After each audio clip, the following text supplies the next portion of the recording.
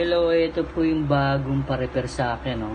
Pinahatid to sa sa Motor Rider kasi medyo malayo ang may-ari nito, ano. Ang nangyari po kasi nawala yung nozzle dito. Hibaw kasi ang nozzle nitong blower na to eh. Ang blower nito papaloob. Karamihan nozzle natin dito sa labas nilalagay. Kaya ginawan ko na lang ng paraan katulad dito, no. Pag ganyan, tapos lalagyan na lang ng electrical tape o kung anong pandikit na po pwede. Kung gustong lagyan ng nozzle, at least magagamit. Yun ang pakiusap nung may-ari. Ngayon, ganun din ito, no, na hindi ko na napakita eh. Ang nangyari dito tinabas. Tapos dito din kaya lahat nilagyan ng electrical tape. Pakiusap ng may-ari, ayusin ko. Ngayon, meron akong parts na nilagay katulad dito. Sakto naman dito sa blower na yon. Tinapon ko na yon. Ito na nilagay ko yan. Tugma naman siya. Yun, nilinis ko na rin yung loob. Dahil medyo madumi na. Kaya medyo lumakas po yung motor niya. Kaya okay na to, ano. Ito lang yung unang gawa sa kanya. Hindi ho ako ang naglagay nitong cord na to eh. Pinagawa niya sa iba, no. Ngayon, testing natin, ano. Tingnan natin yung pinaka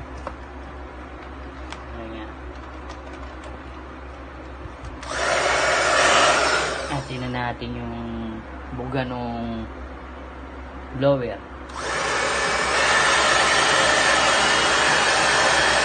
Malakas naman, ano. Tingnan din natin yung init niya, no.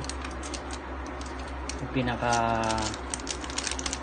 ito po ginagamit ko eh, itong sildang bote katulad sa mga ibang video ko. Ito ginagamit namin para makita na talagang umiinit. Makita nyo lalambot o malulusaw, malulukot. Try natin, ha. Ayun, nalukot, ganun kabilis. Ngayon, try din natin na meron nozzle, ano. Ayan, katulad nito, ano, lalagyan ko ng electrical tape.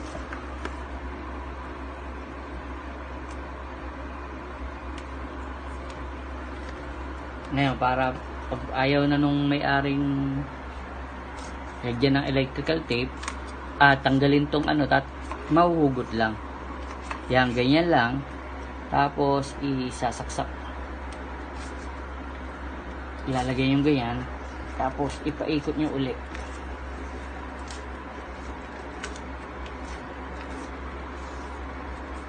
Yan lang. Tanggalin natin. Anin ko na lang muna ng kamay, ano.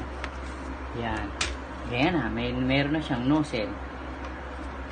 Pero ito, natatanggal pa rin itong dulo na to, Yan. Maliban dito. Kumbaga, extension na lang to. Kasi nga po, hindi kasya ito sa dulo nito dahil kakaiba nga ang dulo nito eh. Iba ang sukat nito. Pero try natin siya, no? Nang may nozzle, buuan natin. Ayan. Napaso yung kamay ko. Kita nyo, ganun pa rin. Malakas talaga ang init nitong blower na to. Din po, maganda rin po itong medyo mahal nga lang ito, no? Ganito rin ang nilalagay ko sa ibang ginagawa kong blower. Kaya lang, dapat supported pa rin yung pagka dikit nung cord papunta dito sa plug na to. Dapat maayos. Kaya chinik ko rin, okay naman siya, no? Ngayon, ito naman po yung Mac iron. Wala pong init. Wala siyang init. Kaya pinacheck sa akin. Ngayon okay na siya, no? Maliban doon sa walang init, gusto nung may-ari na lagyan ko na extension ng 2 meters pa. Kaya ito po yung papakita ko yung ayan, duktungan. Nakikita ba? Ayan yung pinakaduktungan. Tapos dito rin. Pinakaduktungan. At ang gusto niya kasi, ito pa rin galing sa Mac ang pinaka-plug niya. Kaya ganun ang pagduktong ko. Original ho ito, Kung makikita nyo, mas makapal ng konti. Ayan. Mas makapal ng konti yung nilagay ko kaysa sa original lang, Mac. Original po itong cord na to. Pang heavy duty po ito. Ngayon, try natin. Nakita nyo, ano naman ang Mac, ano? Pantay yung plate niya. Ang maganda lang talaga ang Mac talaga, pang ano ho talaga siya, pang salon, talagang pang ribbon. Try natin. I-on ko. Lagay ko na sa pinaka malakas. LT, tapos 480. Antayin natin ma-meet niya yung 480 bago liliwanag yan sa, ayan, maliwanag na po. Ngayon, wag nung kakalimutan na ilalak. Ito po yung lock niya. Pag gagamitin nyo na, pipindutin yung dalawang pindot. Ayan, nakita nyo sa video may lock. Para kahit anong hawak dito, kahit anong pisil nyo o ikot, katulad dito. Kaya minsan po kailangan gaganyanin ang blower, pati na rin ang ang iron, minsan pati clipper, ganun ang ginagawa ko. Makikita nyo kasi pagka meron naglulus ng mga pyesa o sa cord nya, makikita nyo kung may problema. Ayan. Kita nyo, okay pa rin siya, 480 pa rin kasi nakalock. Ngayon yung init niya, ayan, ang init na kagad, Try natin. Ito makikita nyo, malalambot yan. Ayan, lumambot.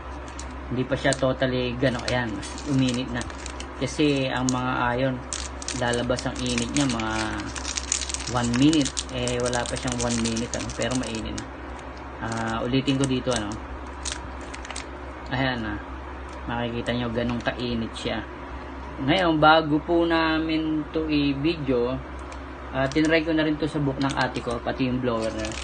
Kaya, i-off ko na po. Tanggalin ko muna yung lock. Tapos i-off ko na. Tanggalin ko na yung plug nya. Thank you doon sa nagpagawa sa akin. Nasabi ko na sa kanya kung paano yung paggawa ko. Saka yung mga ni-request niya, nagawa ko naman. Kaya, thank you na marami.